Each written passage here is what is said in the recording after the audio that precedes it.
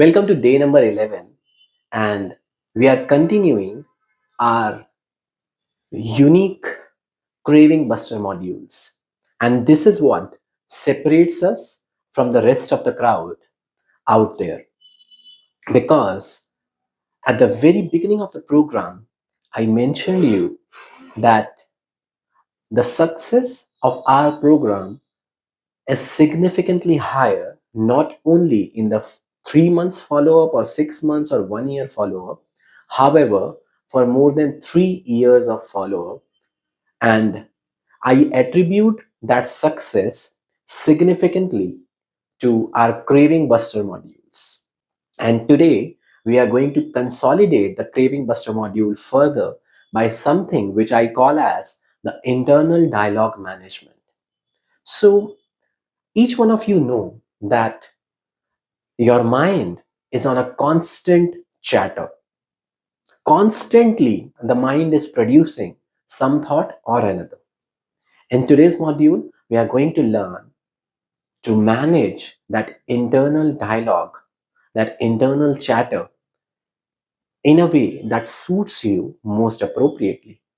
So let's dive straight forward into the significantly important, which I consider as the 6 steps to managing your internal dialogue. First of all, remember that your thoughts are not real.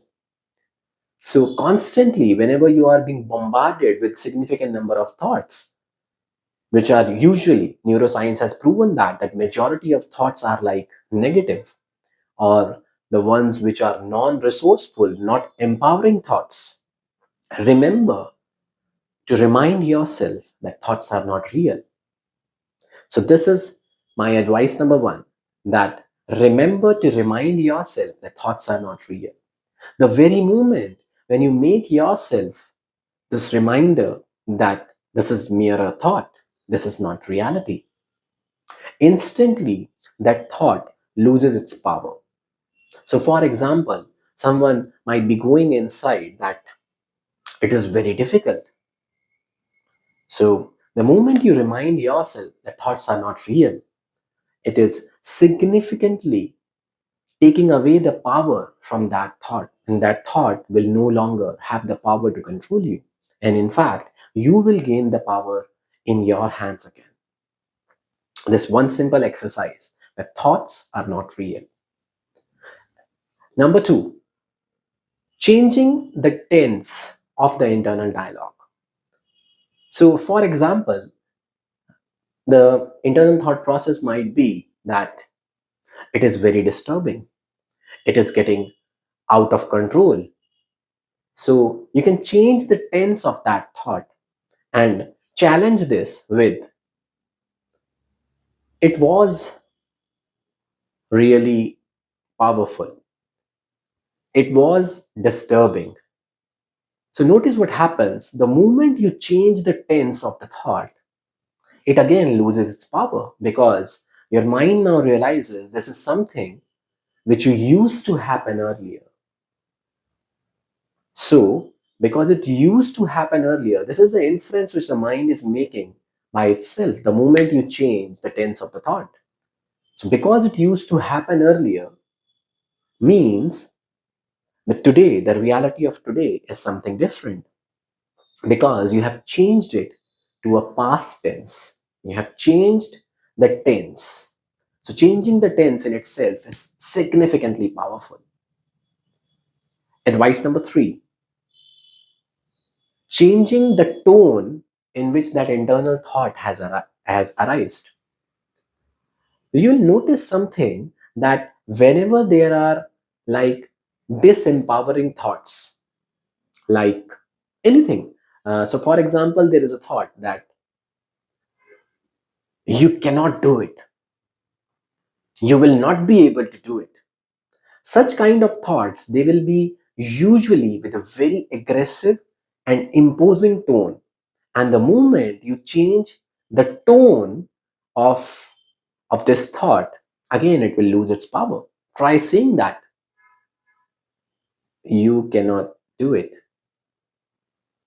Immediately, the kind of impact, the kind of feelings which are associated with this thought process will change.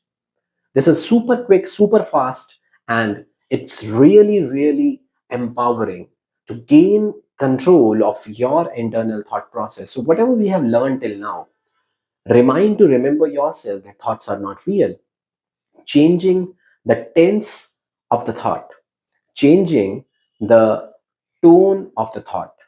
Now, the fourth one is that you change the speed of the thought in which it is being said.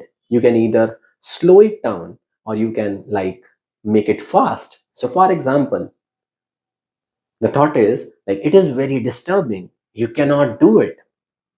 So, it is said in a specific speed. So, notice what happens. It is very disturbing. You cannot do it. It instantly, I have just fast forwarded it. So what happens when you fast forward it, you tend to lose the meaning behind it, and it again becomes, it loses its power. Now just try slowing it down. It is disturbing. You cannot do it. Again, because the speed is being slowed down, it loses its power. So this is advice number 4, that play with the speed, either fasten it up or slow it down. Advice number 5, add humor to it. So remember that any disempowering thought or a negative thoughts, they are usually not humorous. The moment you add some humor to it, so for example, you can add some the sound of a famous character like Mickey Mouse or a Donald Duck, or any humorous sound like maybe even Johnny Liver, or any humorous sound which you associate with. So imagine having this very same internal dialogue in the sound of a Mickey Mouse. You cannot do it. I might not be making the exact sound. However, the importance is the moment you add some humorous sound to it, it again loses its power. So, for example, someone might say in the sound of a Donald Duck, like, "Hello, you cannot do it." So it's become funny. It loses its power. It loses its control, which it usually has on you. The moment you change it to something humorous, it loses its power, and you have the power with you again, and you get the control of managing your internal dialogue.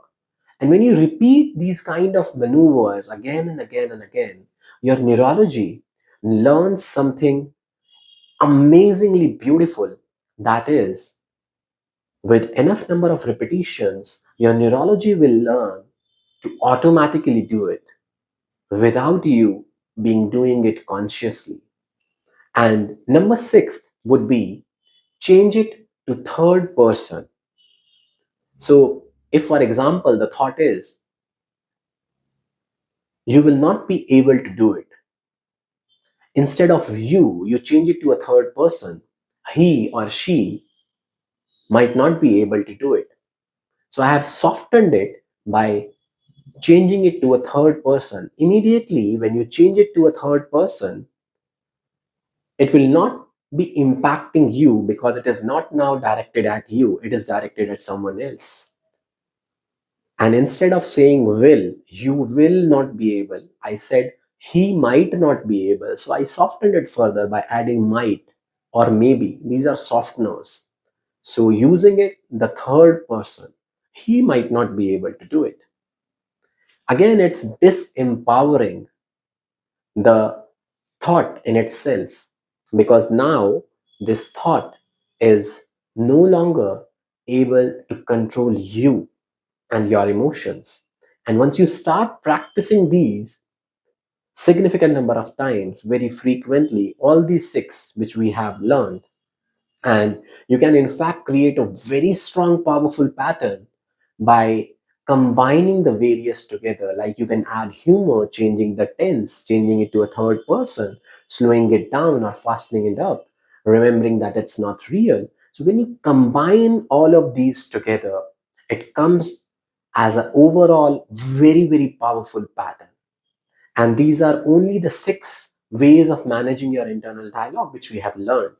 In the next video, we are going to learn something called as psychological archetypes. You need not remember the technical terms behind them.